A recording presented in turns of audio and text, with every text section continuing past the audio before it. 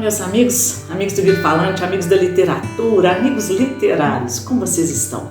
Eu estou aqui hoje para mais uma conversa e eu espero que seja bastante agradável a todos vocês, porque tudo que envolve a literatura, na verdade, promove toda uma rede de comunicação e encantamento pelo intelecto e pelo coração. Antes de mais nada, eu queria fazer aquele pedido. Dê seu joinha. Ao final, faça comentários, indique para os amigos. Aliás, dê um presente de Natal para o Grilo Falante. Convide amigos para se inscreverem neste canal, porque quantos mais desses procedimentos vocês realizarem, mais estão nos ajudando a crescer e a continuar este trabalho. Bom, mas vamos ao trabalho então. Eu tenho aqui uma obra magnífica, que é Roland Barthes, eu creio que muitos conhecem.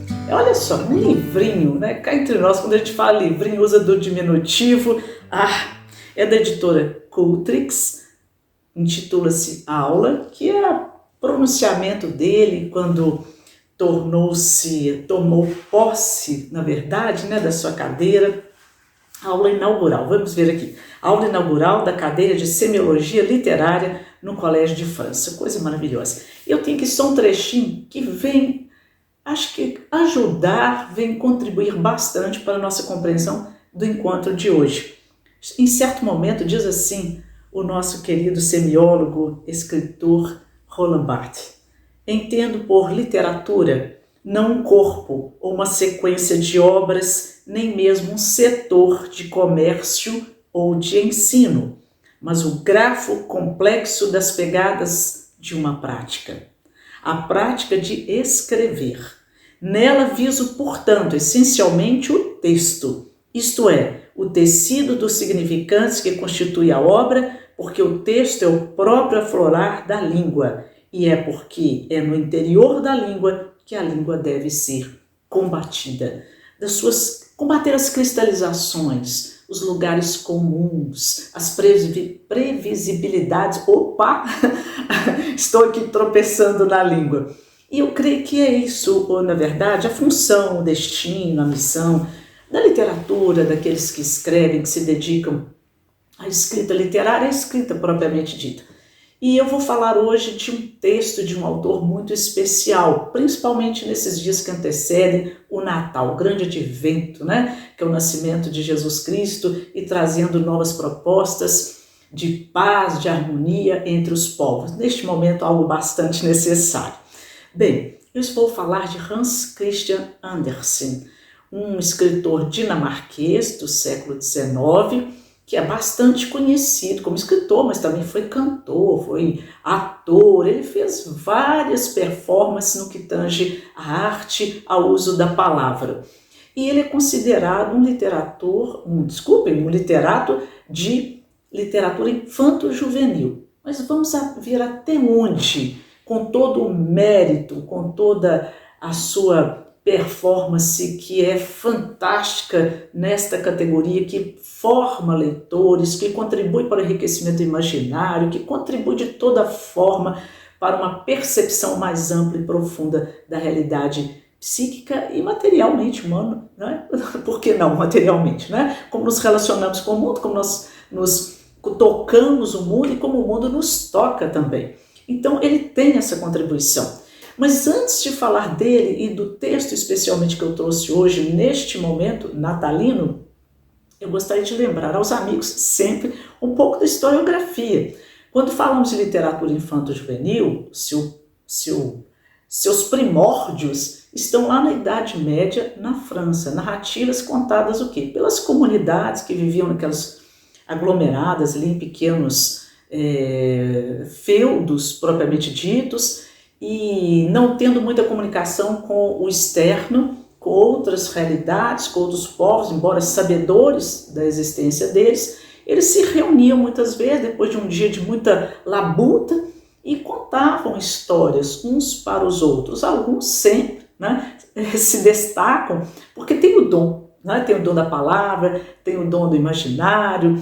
Bom, essas histórias, dizem os historiadores, Probe, entre outros, né, também, Todorov, são autores maravilhosos, críticos, historiadores, né, da literatura, que nos trazem notícias de que o conteúdo dessas narrativas muitas vezes era de fortalecimento das tradições do passado, atualizá-las, reafirmá-las para que aquelas pessoas ali, os jovens, os ouvintes ali do presente, levassem adiante essas tradições de caráter moral, divulgação de valores, de condutas. Ótimo, maravilhoso, não é?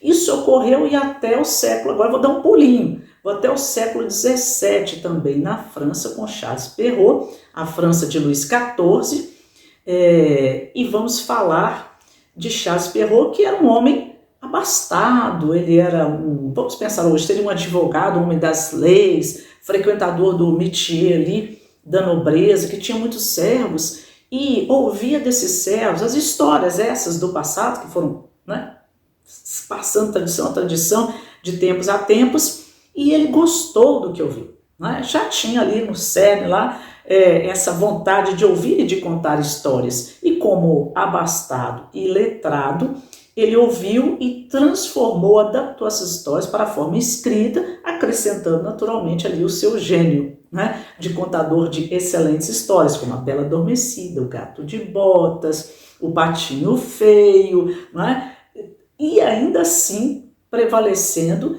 esse intuito lá do passado, que era incutir nessas histórias princípios, valores, né, obedecer aos pais, toda na verdade, uma contribuição também para a França católica do imaginário cristão ali, né? Então, obedecer aos pais, ter bom comportamento, né? Se conduzir bem na sociedade, buscar um trabalho, ter, né, esse compromisso, né, com a sociedade, com os vínculos sociais, ótimas, lindas histórias, mas também todas elas incutindo nelas esses valores. E agora vamos ao século XIX. Vamos falar dos irmãos Grimm, lá no leste europeu, que compilaram também histórias, contos populares, na época para adultos, mas que depois no século XX foram reescritas, transformadas em literatura infanto-juvenil. Não é? Disney, né, se apropriou dessas histórias de uma forma tão fantástica. E também eu gostaria de falar, mais particularmente neste momento, de um autor especial que é Hans Christian Andersen, lá na Escandinávia, não é? Também detentor de um gênio literário. E o que ele fez? Olha, eu vou falar de um conto especial chamado A Pequena Vendedora de Fósforos, que vocês devem conhecer. Esse conto é muito famoso, um dos mais conhecidos dele, das suas coletâneas. E este conto ele escreveu em que circunstâncias? Olha só, ele recebeu um periódico. Nesse periódico ele viu uma caricatura de uma menininha, cabelos cacheadinhos, loirinha, bem escandinava, né? Vestida muito pobremente, descalça e com uma caixa de fósforos nas mãos. E aí o texto que seguia nesta publicação dizia o seguinte, que era para as populações não darem dinheiro, não comprarem dessas crianças que vendiam essas coisas nas ruas, porque elas eram filhas de pais vagabundos, que não gostavam de trabalhar, essas crianças já estavam se acostumando a esse ganho fácil de algumas moedas, então que era para evitar de dar contribuições, atenção para essas crianças que perambulavam sempre ali pelas ruas. Mas nós estamos falando na Dinamarca, que está sofrendo com as invasões napoleônicas ali no entorno, prussianas, com a primeira revolução industrial, que vai captar mulheres, crianças, homens para trabalhar nas fábricas, sem direito algum, de um trabalho muito similar, hoje análogo ao que seria hoje, né? Usa-se essa expressão análoga à escravidão, mas praticamente com escravidão, as crianças trabalhando de manhã à noite, com uma refeição, maltratadas, nossa, sofrendo toda sorte de violência, não é? Porque até a concepção da infância era bastante diferente do que nós temos hoje, não é? Então, mas ele se sensibilizou com isso e escreveu este conto, dando um outro caráter àquela caricatura que vai, na verdade, influenciar. Falando, e o que eu vou mostrar para vocês aqui? Eu vou tomar a liberdade de hoje ser leitura de um conto literário pequenininho de Natal para vocês. Depois nós vamos fazer alguns comentários também em relação a ele, tá bom? Vocês sabem que os contos, né, maravilhosos, eles na verdade são riquíssimos, né, em elementos do imaginário, animais, personagens da natureza, elementos sobrenaturais que vão ali acrescentando, não é, nuances ao conto, dando certo ar de encantamento, que fazia parte das crenças na época em que foram escritos, né, essa relação, né, com esse mundo mítico, místico, animado, de um animismo muito grande. E Freud escreveu um artigo em 1908 sobre isso, falando dos escritores criativos e devaneios, justamente se apropriando desses elementos e mostrando que muitas dessas questões do imaginário suplementam, exacerbadas, suplementam a falta, a carência que as pessoas sofriam, que as personagens sofriam. Isso é algo a ser considerado também na estruturação do psiquismo e naturalmente se projeta no texto, não é? Mas eu vou ler aqui o texto. Vou ler o texto, depois a gente comenta mais sobre isso. Olha, que frio tão atroz. Estamos na Escandinávia, lembrem-se, estamos no inverno da Escandinávia. Estamos no momento logo posterior ao Natal e um pouquinho antes do Ano Novo. Neve, neve, neve, né?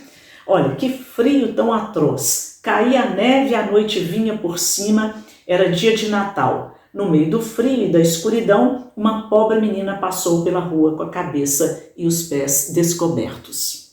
É verdade que tinha sapatos quando saiu de casa, mas não lhe serviram por muito tempo. Eram sapatos enormes que sua mãe já havia usado.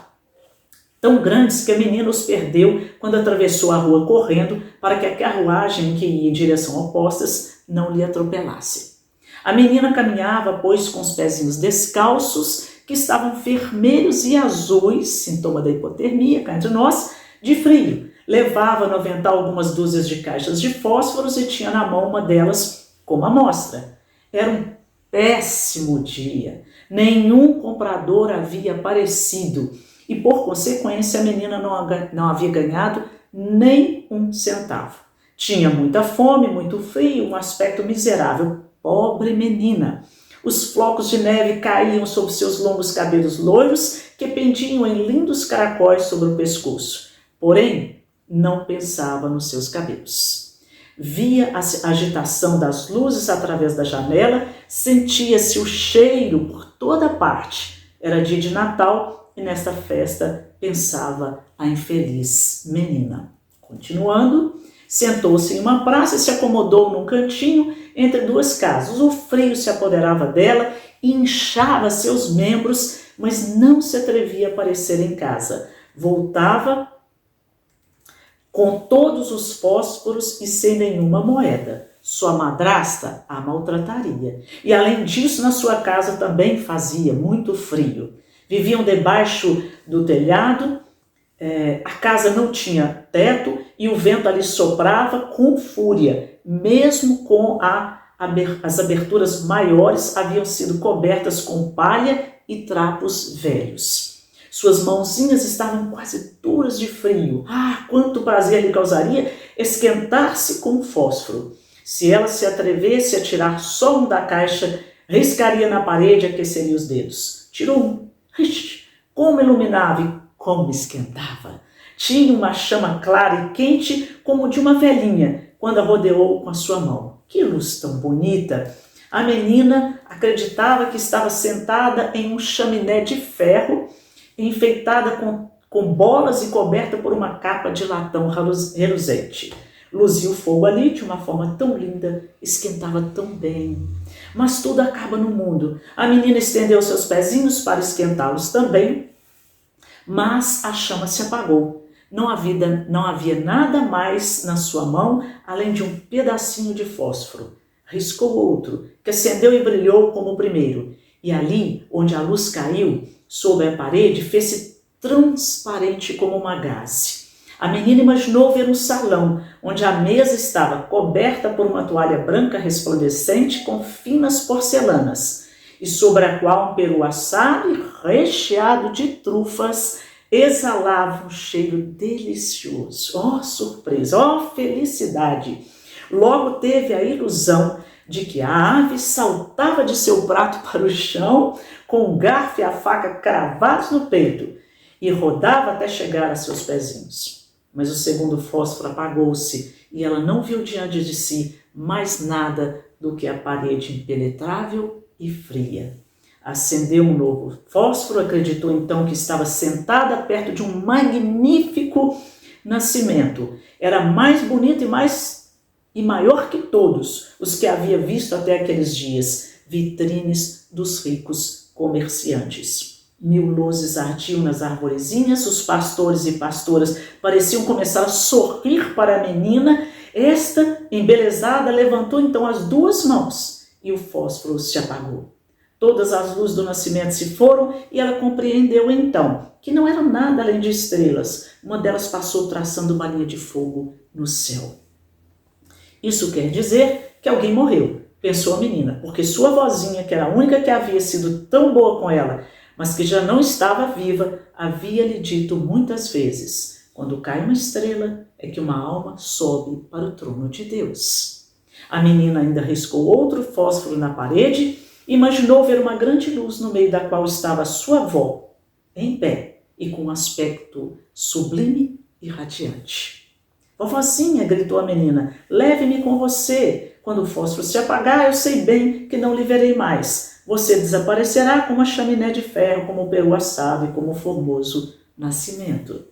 Depois se atreveu a riscar o resto da caixa porque queria conservar a ilusão de que via sua avó. E os fósforos lhe abriram uma claridade vivíssima. Nunca a avó lhe havia parecido tão grande nem tão bonita. Pegou a menina nos braços e as 2 subiram no meio da luz até um lugar tão alto que ali não fazia frio, nem sentia fome, nem tristeza, até o trono de Deus. Quando raiou o dia seguinte, a menina continuava sentada entre as 2 casas, com as bochechas vermelhas e um sorriso nos lábios. Morta de frio na noite de Natal. O sol iluminou aquele terno ser, sentado ali com as caixas de fósforos, das quais uma havia sido riscada por completo. Queria esquentar-se, a pobrezinha, alguém disse. Mas ninguém podia saber as coisas lindas que havia visto, nem em meio do esplendor que havia entrado com a sua idosa avó no reino dos céus. Assim encerra o nosso amigo Christian Andersen. É um conto belíssimo e mostra muito bem essa disparidade entre a sociedade fria, tão fria quanto aquele inverno escandinavo, diante do sofrimento de uma criança que sofre violência em casa, violência doméstica, pobreza, frio, fome e tantas coisas. Ela sai para as ruas com um pequeno maço de fósforos, que era comum nessa época, vendê-los para adquirir algumas moedas. Não poderia voltar para casa de mãos vazias, senão sofreria mais violência. Até que a hipotermia vai acometê-la, os sintomas estão aqui, e ela então volta para o reino dos céus com a sua vozinha. Está aí o imaginário cristão, o místico cristão de Hans Christian Andersen, mostrando que o que a sociedade, na sua vivência específica, não pôde se sensibilizar, o discurso imaginário religioso abraça essa criança e traz a ela a sua compensação. Ela não sente mais frio, ela não sente mais fome, ela tem afeto, ela tem carinho. Mas grita aí a denúncia de todo um desprovimento da sociedade diante daquela realidade dos pobres. Eis a questão. É o momento de repensarmos certas condutas, como a pornofobia, tão em voga hoje em dia, não é? E pensarmos nas crianças, não é? Que, ainda que suscetíveis a todas essas situações de privação, de precariedade, ainda têm um imaginário rico, ainda buscam afeto, buscam uma luz, como desses fósforos e do abraço da sua vozinha. Meus amigos, um Feliz Natal, foi muito bom tê-los aqui neste momento e eu desejo que tenham noites felizes, de muita prosperidade, de muita paz. E peço mais uma vez, esse presente aí para o Grilo Falante, dá seu joinha, inscreva-se, convide o amigo, faça comentários. Um abraço, até o nosso próximo encontro, em breve.